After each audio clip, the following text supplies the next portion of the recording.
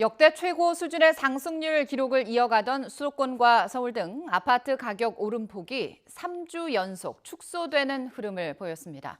이사 공급 대책의 영향으로 매수 심리가 안정되면서 아파트 가격 상승세가 진정되는 건 아니냐는 기대 섞인 전망이 나오는 가운데 시장 불확실성에 대한 관망세에 불과해 안정 여부는 좀 더 지켜봐야 한다는 의견도 나오고 있습니다. 취재 기자 연결합니다. 김연우 기자.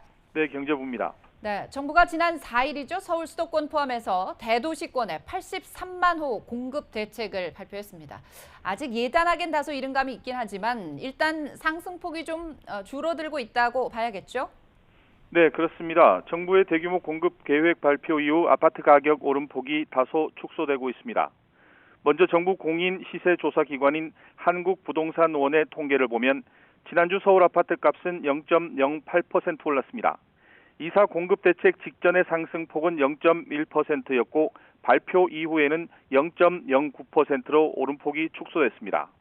서울 아파트값 상승폭이 2주 연속 줄어든 것입니다.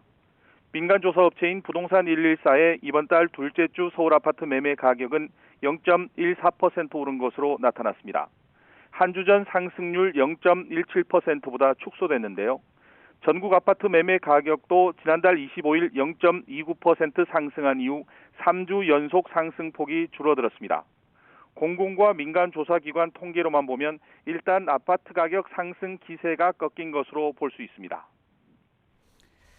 네, 일단 수치만 놓고 보면 아파트 가격 상승세가 한풀 꺾인 거 아니냐. 말씀하신 것처럼 이렇게 볼 수도 있을 것 같은데 어떻게 분석할 수 있을까요?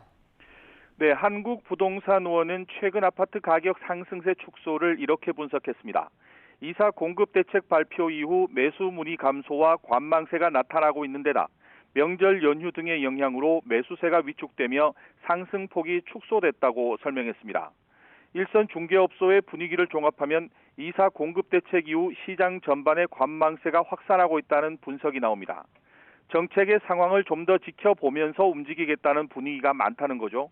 특히 발표를 앞두고 있는 신규 공공택지 개발 예정지 위치라든가 역세권이나 저층 주거지 등 정비사업 개발 지역이 어디가 될지 등 이후 정부의 추가 발표를 지켜보면서 매수나 매도에 나서겠다는 심리가 커지고 있는 것으로 보입니다. 또 하나 관망세 영향으로는 대책 발표일 이후 사업진의 신규 주택 매입자에게 우선 공급권을 주지 않고 현금 청산한다는 정부의 방침도 매수자의 움직임에 영향을 주고 있습니다. 이 때문에 전문가들은 이사 공급 대책으로 부동산 시장이 안정됐다고 보기에는 다소 이른 감이 있다고 평가하고 있습니다. 또 서울 외곽이나 저평가 단지 등을 중심으로 여전히 상승폭이 높다며 다주택자나 조정 대상 지역 고가 아파트의 양도세 과세 기준일인 6월 1일 이전에 세금 회피 목적의 일부 매물에 따른 현상이라는 분석도 있습니다. 지금까지 경제부에서 전해드렸습니다.